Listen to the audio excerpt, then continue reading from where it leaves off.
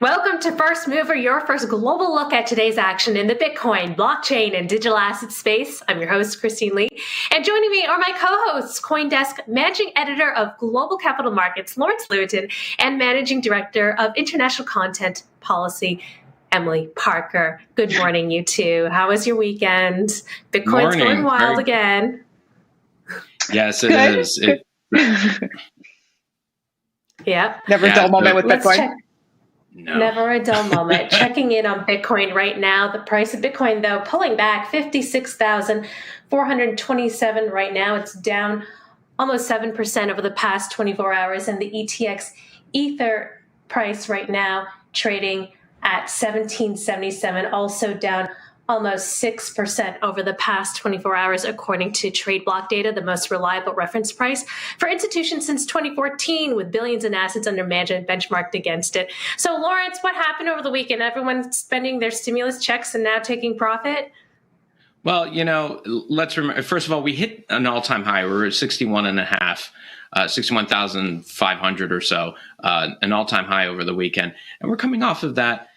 There's been some softening of institutional interest, but let's remember that we're more or less where we were last week, towards the end of last week, about Friday or so.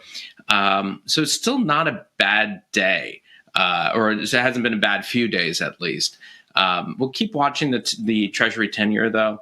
The yield there is about 1.6, 1.62 right now. And that's always going to be a sign for us as to what the market expectation of inflation and the ability for the Fed to correct for it. Yeah. One article that caught my eye over the weekend was that NFL player, Russell Okong. Now he's heralded as a, smart, prescient guy who's now one of the best paid NFL players of all time because he started getting paid in Bitcoin in December. Emily, what are you paying attention to? So you mentioned the stimulus. So I think in the policy regulation world, that's what a lot of people are paying attention to. And also in the crypto world, because there are two questions for crypto here. One is, as you kind of alluded to, are people actually going to spend these stimulus checks on Bitcoin? And the other is, one of the themes over the past year has been that government spending and money printing by governments has, is largely attributed to increasing the Bitcoin's price. So I think people are wondering if this will have some sort of effect on the price of Bitcoin going forward. Yeah, definitely. Can't wait to watch.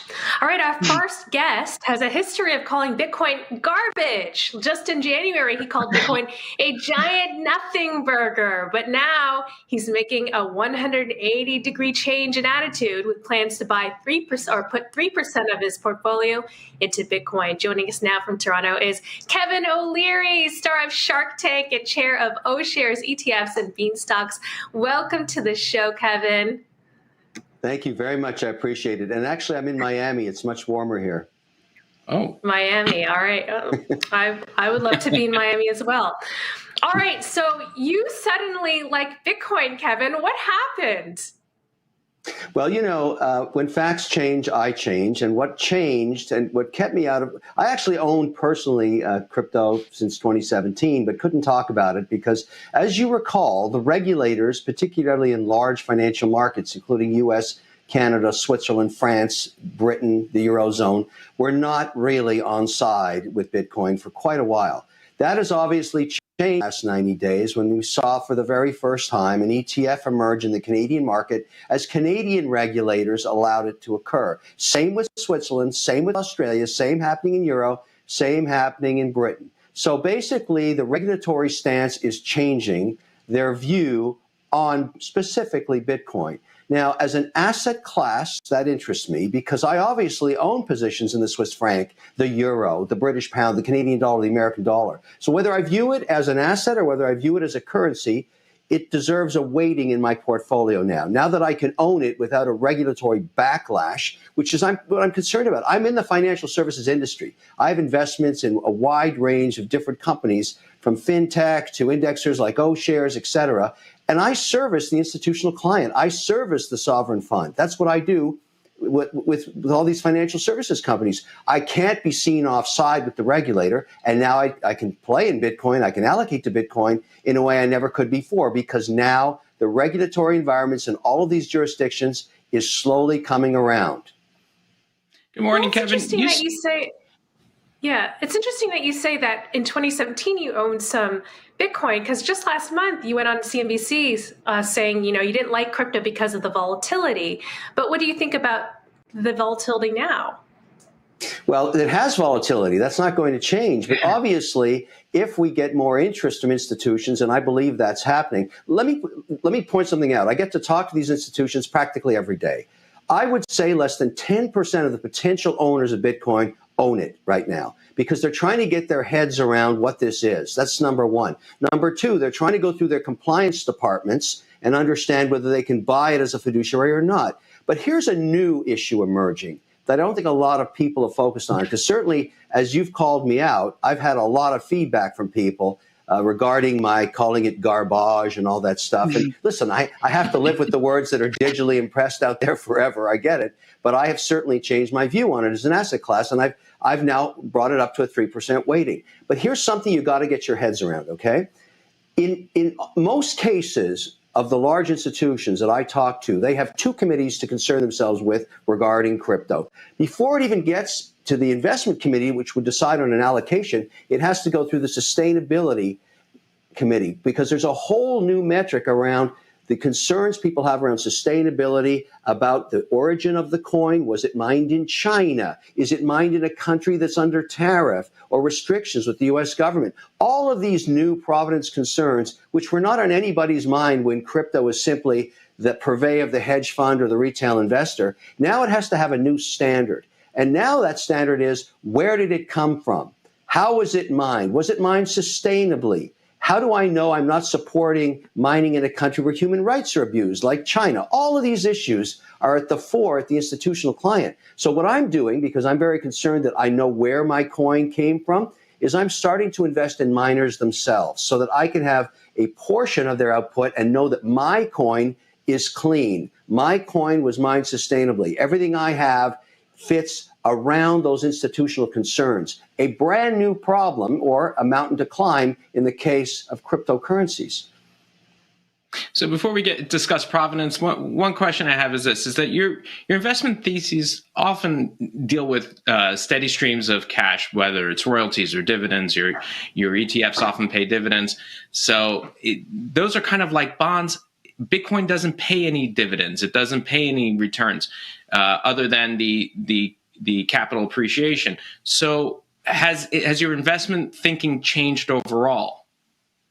No, I've always held a 5% weighting in gold, 2.5% physically held, and I pay for the storage, and I trim or add to my position using ETFs every quarter when I rebalance. I'm going to view Bitcoin as an asset, as a property, as something that retains value as a physical property. You have to get your head around that. Now, many investors won't get there, but I have made that turn, as you mentioned earlier, 180 on it. I'm looking at it that way. It's a volatile property. It's going to get a weighting up to 5% in my portfolio. It's at 3 right now. But now I have this new concern because I've had a barrage of calls from institutional clients asking me, wait a minute, Kevin, is this anywhere in O shares? And I'm saying, no. This is my personal portfolio right now. We do not have any crypto inside of O shares. And why do you ask? And they're saying, because we have to go through a checklist of the provenance of those coins. We are not going to support China mining. We're not going to support any coin mined in a country under sanction with the U.S. I mean, all of these different things that nobody ever thought about. And that's why now my new solution is, okay, I'm going to reach out to miners. Let me give you an example. Let's say you're mining and you're not quite carbon neutral. You need an upgrade in your hardware. You need a couple of $1 million. Come to me. I'll invest. We'll do it together. I'll broaden your technology to make your production more efficient.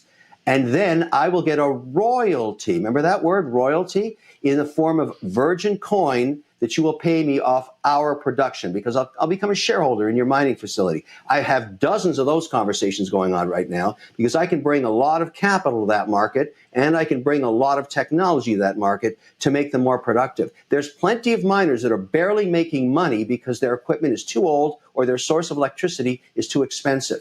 And my own staff cares about sustainability. We do not want to be using more electricity than we have to. This is an expensive, we've got millions of coins left to mine, and we don't want to do it unless it's on a sustainable basis. So, welcome. So we know your thoughts about Bitcoin have changed. I'm curious what you think about some of other cryptocurrencies, like if you're paying attention to what's happening in the DeFi world, or specifically what you think about Dogecoin, which Mark Cuban, Elon Musk, all big fans. What's your take on Doge?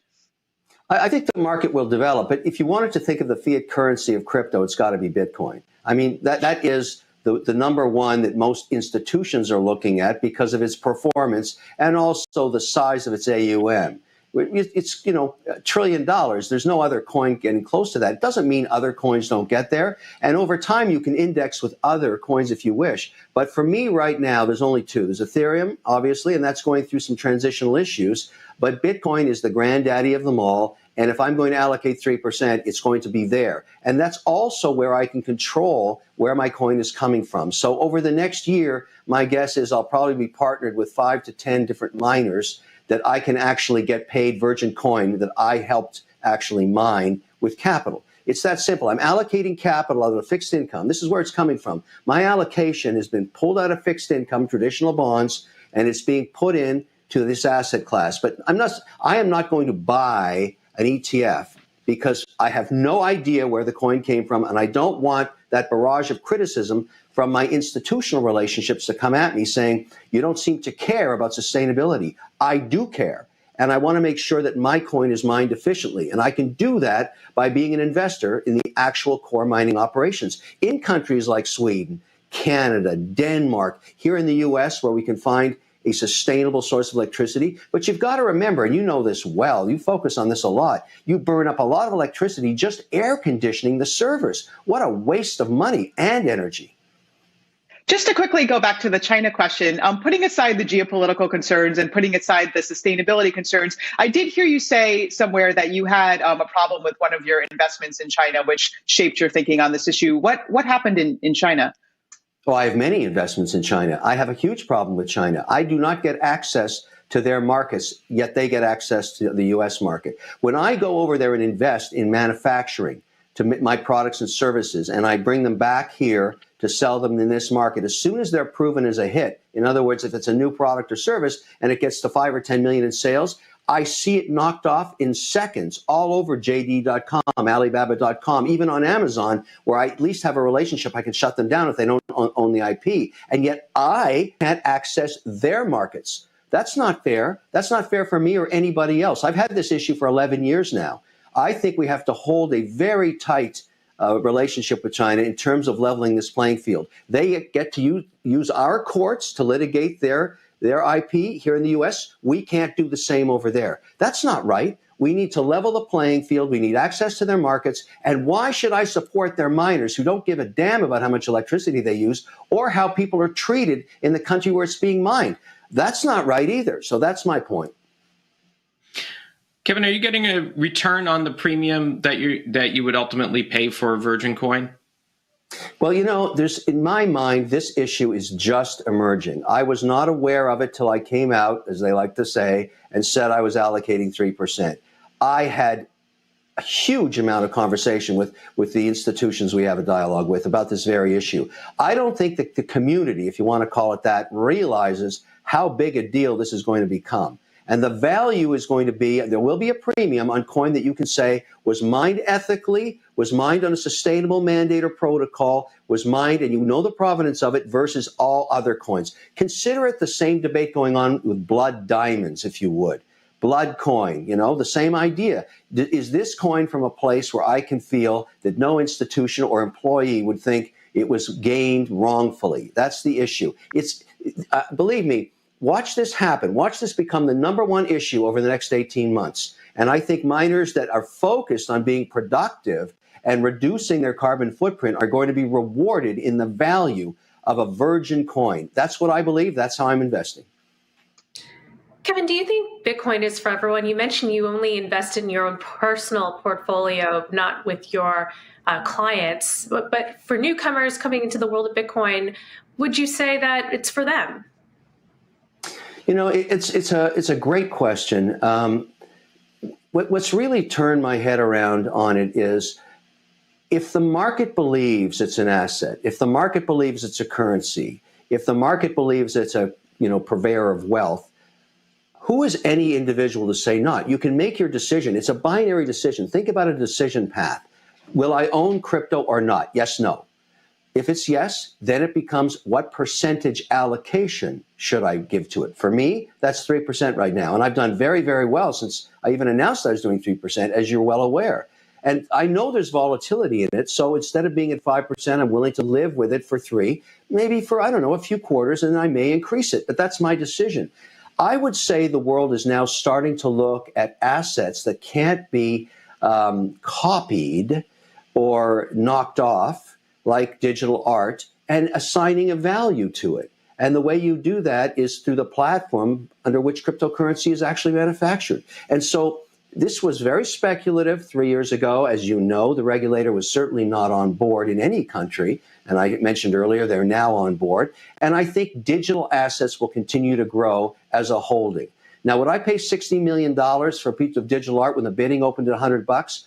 Probably not. But does it tell me that there's a market that views that asset as something valuable? Yes, absolutely. There's no question about it. It actually traded in an open market, in an open cry bidding, and there we have it. So I think that supports the premise that if you can create assets digitally that cannot be counterfeited, there is enhanced value. And that's why I'm investing in Bitcoin. Kevin, my 5-year-old is your biggest fan. He says he wants to be a shark like you one day. What's your advice for him? Does he buy Bitcoin now? And where do you see it 5, 10, 15 years when he goes to college? Where do you think the price will be for him? I think with Bitcoin, and this is, the angst I had for the last 36 months about it, I choose my words carefully because I'm in such a regulated environment all the time. And I think what's going to happen now is you decide what allocation you want of Bitcoin, what that means to you of your net worth or your savings or whatever. I have some basic rules I'd say to tell your son that my mother taught me. Never more than 5% in any one stock, never more than 20% in any one sector. There's 11 sectors in the S&P. Now, the thing you really have to get your head around, and I don't think anybody's done it yet, is Bitcoin itself sectoral? In other words, is it like technology or energy or consumer goods? Because if that's the case, you could weight it up to 20% of your holdings. Or is it more like a stock, in which case 5% would be a proper weighting for it if you believed in diversification over a long period of time? I don't think the market's made that decision yet. I think it's coming. Some outliers believe 20% is not unreasonable, but then you would be putting yourself forward in front of a lot of volatility. There's no question about that. But the idea for me with Bitcoin, let's say at 3, is own it. Own virgin, sustainable coins that were mined in a way that you're never going to be criticized for, and just own it for the long term and let it do what it's going to do. I think you'll be very happy over the next decade. My guess is it's going to perform and probably beat the indexes, but nobody knows with certainty. And there's lots of skeptics, lots and lots of skeptics. But for me, it's now, how was it mined? No one's going to be able to say to me that I, own coin mined in China or somewhere else that is not believing in sustainability or human rights. Kevin, so fascinating to hear your views on Bitcoin and how you've evolved over the years and now have the laser eyes. Thank you so much for being on the show. Thank you. I really appreciate it. Take care. All right. That was Kevin O'Leary, star of Shark Tank and chair of O-Shares ETFs and Beanstocks. Coming up, BTC analysis with CoinDesk reporter Omkar Godbole.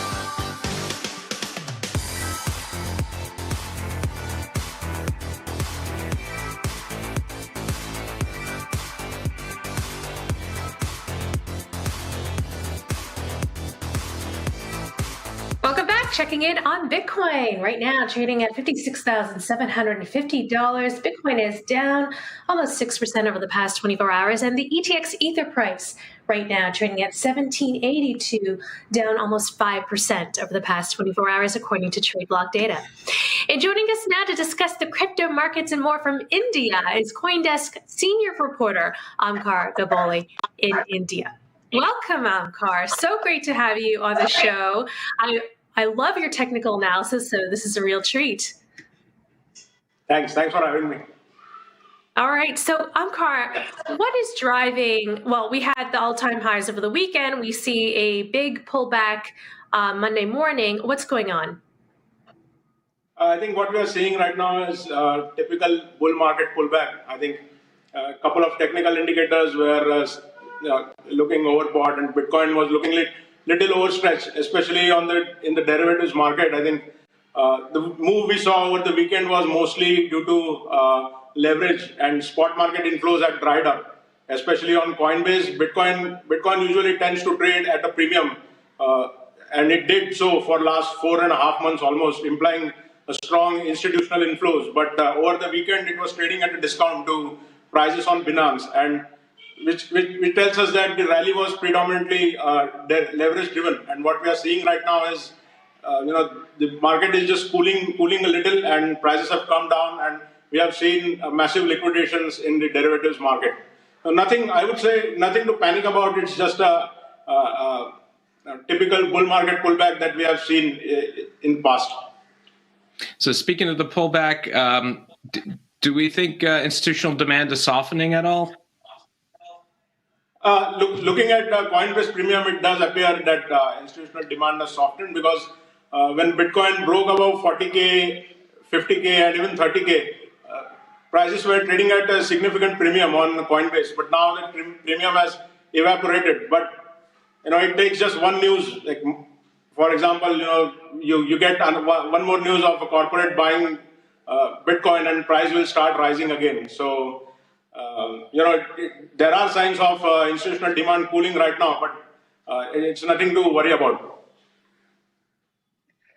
So, Omkar, what is going on in India? India has been a bit of a roller coaster with crypto regulation. Are we about to see a big crackdown on cryptocurrency in India?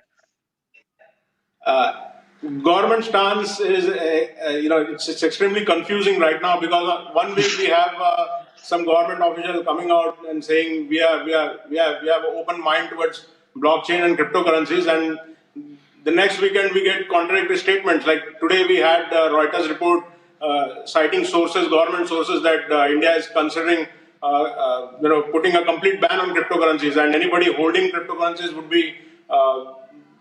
be penalized.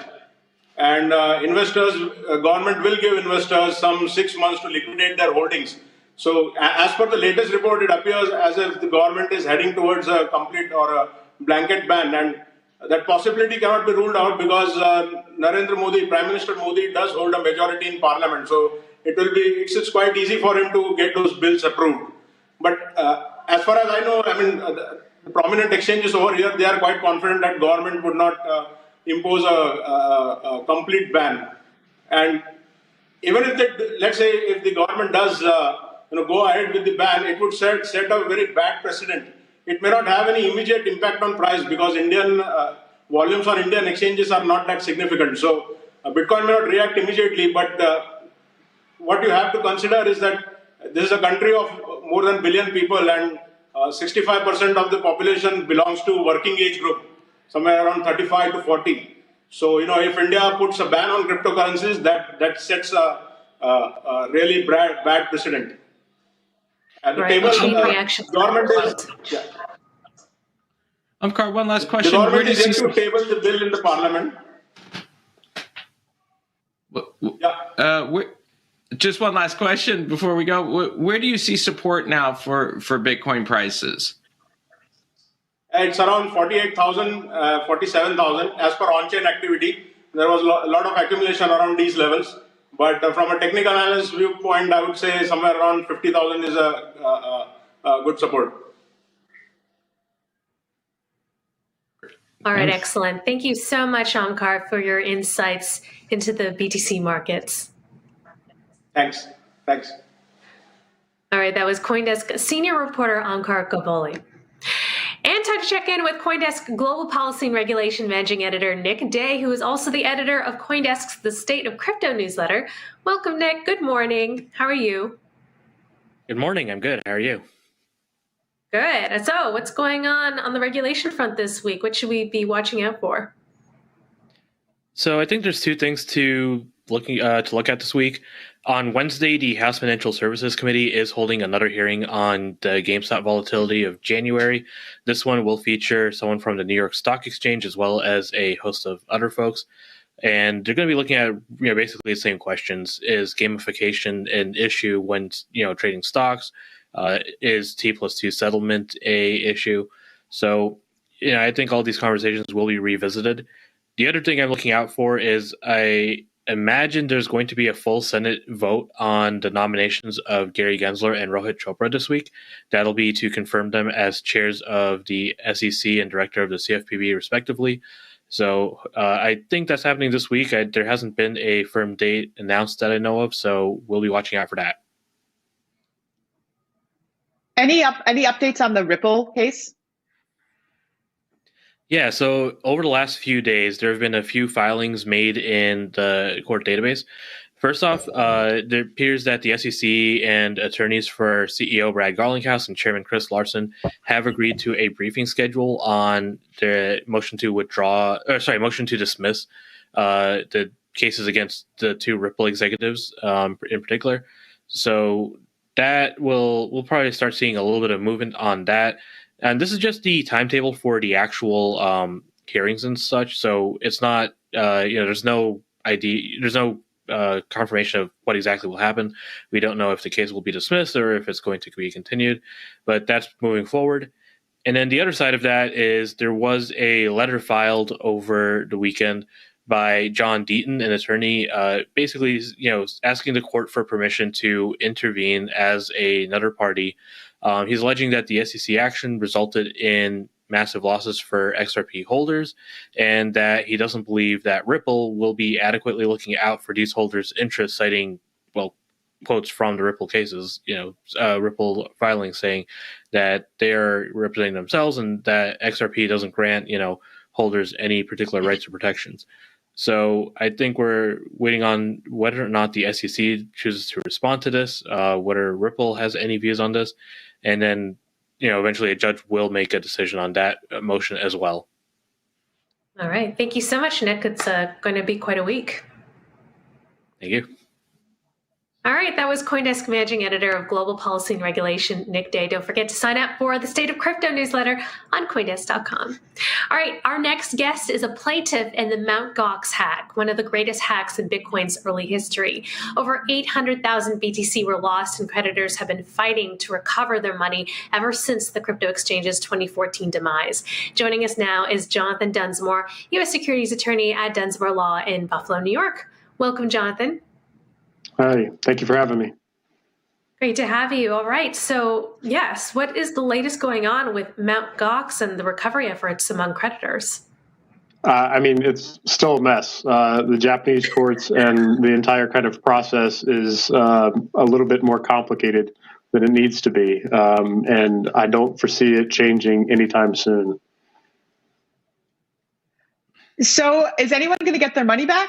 Some of these people that lost money in Mt. Gox, and is it possible that some of them will get extremely rich in the process eventually? I think the likelihood of us all getting kind of ripped off is very, very great because of the issues related to the valuation of Bitcoin as it sits now compared to when the attack happened. They're trying to give us the value of what the value was then as opposed to what it is now, which, as everyone can attest to, pretty is different, significantly different. Yeah.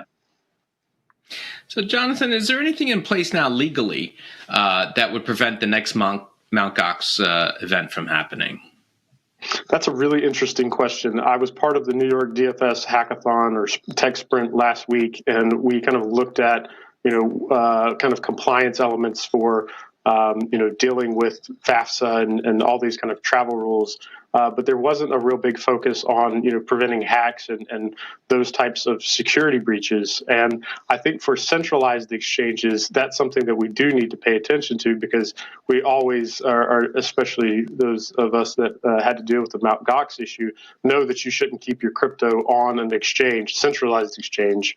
And so, when focusing on this entire area of centralization, we don't really want to stick with those types of exchanges as best we can, because it's good to get in and off of a position, but it's not good to stay there long term if, God forbid, something happens. And I think that in the industry overall, there's been a really good self-regulatory push, but not necessarily so much from the actual regulators. And that's primarily because the technology is still very new to them. We haven't even gotten to the world of decentralization of DEXs and NFT platforms yet. So I think for the cybersecurity element of everything, I think we're moving along, but I think it's based on kind of the hard lessons learned through Mt. Gox, through Quadriga, through all of these other exchanges that have kind of went up in smoke. So regulatory wise, what would need to be put in place if you would say, like, here's the biggest thing that we need to do to prevent it?